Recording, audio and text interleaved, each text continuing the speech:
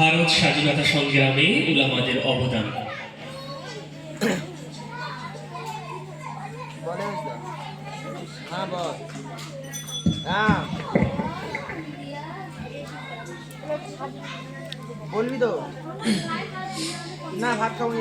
السلام عليكم ورحمة الله وبركاته.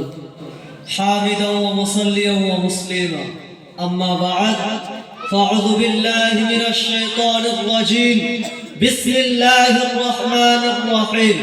وقاتلوهم حتى لا تكون فتنة ويكون الدين لله. الآية. সমস্ত প্রশংসা সেই মহান আল্লাহ তাবারক ওয়া তাআলার শাহী দরবারে, যিনি এই পরাধীন ভারতকে স্বাধীন করে আমাদের হাতে তুলে দিয়েছেন। তারপরে লক্ষ কোটি দরুদ ও সালাম বর্ষিত হোক প্রিয় নবী সাল্লাল্লাহু আলাইহি ওয়াসাল্লামের শানে। সবাই বলি সাল্লাল্লাহু আলাইহি ওয়াসাল্লাম। অতঃপর আজকের অনুষ্ঠানের উপস্থিতি সকলকে আমার আন্তরিক স্থল থেকে জানাই সালাম। প্রিয় শ্রোতা মণ্ডলী, আমরা সকলেই জানি আজ থেকে ৭৭ বছর পূর্বে এই ভারতবর্ষের বুকে ছিল অত্যাচারী জালেম ইংরেজ শাসকের অধীনে।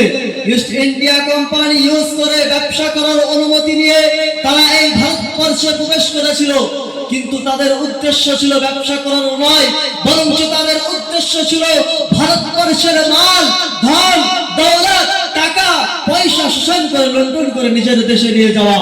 তারা নিজের উদ্দেশ্যের দিকে অগ্রসর হতে লাগলো।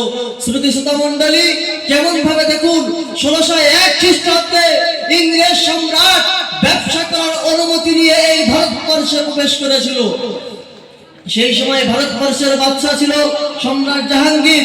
বাদশা তাদের মনোভাব বুঝতে না পেরে ব্যবসার অনুমতি দিয়েছিলেন এবং বাদশা তাদের প্রতি সুধারণা রেখে ৫০০ বর্গমিটার জমি একটি ইংরেজদের হুকুমতে নষ্ট করেছিলেন। কিন্তু তারা যে বেঈমান, বিশ্বাসঘাতক নামক হারাম ছিলেন, বাদশা তা জানতেন না।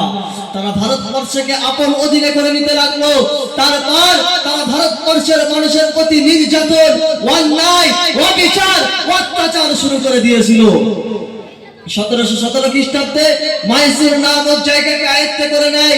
১৭৪০ খ্রিস্টাব্দের ১৭৫৭ খ্রিস্টাব্দে ২৩শে জুন পলাশীর যুদ্ধে নবাব সিরাজদৌল্লাহকে পরাজয় করে অধিক শক্তির অধিকার হয়। এইভাবে তারা ভারতবর্ষকে আপন অধীনে করে নিতে লাগলো। তারপর তারা ভারতবর্ষের মানুষের প্রতি নির্যাতন, অন্যায়, অবিচার, অত্যাচার শুরু করে দিয়েছিল। শুধু তাই নয়, তারা প্রতি বাড়ি পিছু ২৫০ টাকা করে বসাতো আর নীল চাষ করতে তারা বাধ্য করত। তারা এই ঘোষণা করেছিল, ভারতবর্ষের মানুষদের আর ধর্মীয় স্বাধীনতা দেওয়া হবে না, আর ধর্মীয় স্বাধীনতা দেওয়া হবে না। সেই চ্যালেঞ্জে মোকাবেলা করলেন বিশ্ববিখ্যাত পণ্ডিত, দার্শনিক, ভারতগুরু জনাব হযরত মাওলানা শাহ আজিজুর রহমান কাশিমি সাহেব। তিনি উক্ত ফতোয়া বাজিত্ব করলেন। সাম্রাজ্যবাদী ব্রিটিশ তার ফতোয়াকে বাজিত্ব করে। তখন শাহ আব্দুল আজিজ রহমাতুল্লাহ প্রকাশ্যে ঘোষণা করে দিলেন, আমরা পরাধীন হলাম, পরাধীনতার বিরুদ্ধে জিহাদ করা নৈতিক ও ধর্মনৈতিক কর্তব্য। তখন থেকে শুরু হয়ে গেল সাম্রাজ্যবাদী ব্রিটিশের বিরুদ্ধে জিহাদ। তাই ১৭৫৭ খ্রিস্টাব্দে ভারত বিখ্যাত বুজুর্গ হাজী ইমদাদুল্লাহ মুহাজির মক্কি রহমাতুল্লাহ, মাওলানা কাশিম নানকি রহমাতুল্লাহ, হাফেজ জামিল রহমাতুল্লাহ প্রমুখ বুজুর্গ শামিলের ময়দানে সাম্রাজ্যবাদী ব্রিটিশের বিরুদ্ধে জিহাদ করে তাদের তাপ কামান অস্ত্র শস্ত্র ছিনিয়ে নেয়। তাই তখন ইস্ট ইন্ডিয়া কোম্পানি ঘোষণা করেছিল, ভারতবর্ষের প্রত্যেকটি মুসলমান যাদের মাথায় টুপি, মুখে দাড়ি, লম্বা জামা পরে আছে, এদেরকে ধরে ফাঁসির দড়িতে ঝুলিয়ে দাও, এদেরকে ধরে ফাঁসির দড়িতে ঝুলিয়ে দাও। ব্রিটিশ প্রশাসক তার ১-২ সপ্তাহের মধ্যে ২ লক্ষ মুসলমান যাদের মাথায় টুপি, মুখে দাড়ি, লম্বা জামা পরে ছিল, এদেরকে ধরে ফাঁসির দড়িতে ঝুলিয়ে দিয়েছিল, এদেরকে ধরে ফাঁসির দড়িতে ঝুলিয়ে দিয়েছিল।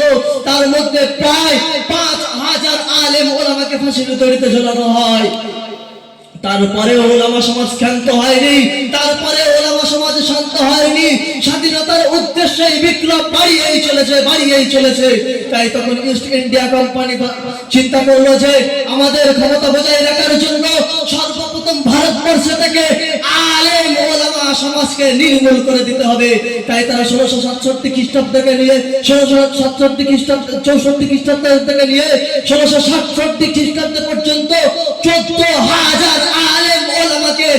ফাঁসির দড়িতে ঝুলিয়ে দিয়েছিল, ফাঁসির দড়িতে দিয়েছিল। মিস্টার টমসন তার জীবনীতে লিখেছিলেন, দিল্লি চাঁদনি থেকে নিয়ে হায়দ্রাবাদ পর্যন্ত একটি সড়ক চলে গিয়েছে, তার দুপাশে এমন কোনো বৃক্ষ ছিল না যাতে কোনো আলেম ওলামাকে ফাঁসির দড়িতে ঝোলানো হয়নি। তারপর সমস্ত জাতি ধর্ম বর্ণ নির্বিশেষে সকলে নিজের বুকের টাটকা তরতাজা খুনকে ঢেলে দিয়ে ফাঁসির মঞ্চে হাসতে হাসতে জীবন দিয়েছে। তাই তারপরে আমরা ভারতবর্ষকে স্বাধীন হিসেবে পেয়েছি। তাই আজ যদি কোনো জালেম শাসক উপস্থিত হয়, তাকেও বিতাড়িত করার জন্য আমরাও নিজের বুকের টাটকা তরতাজা খুনকে ঢেলে দিয়ে ফাঁসির মঞ্চে হাসতে হাসতে জীবন দেব। তবুও কোনো জালেম শাসককে উপস্থিত হতে দিচ্ছি না, দেব না, দিচ্ছি না, দেব না। কেননা গীতার কি সৌসাল জিন্দগি সে শেরকি একদিন জিন্দগি বেহতর হ্যাঁ। আল আন আনা আখতাতিমুল কালাম। আসসালামু আলাইকুম ওয়া রাহমাতুল্লাহ।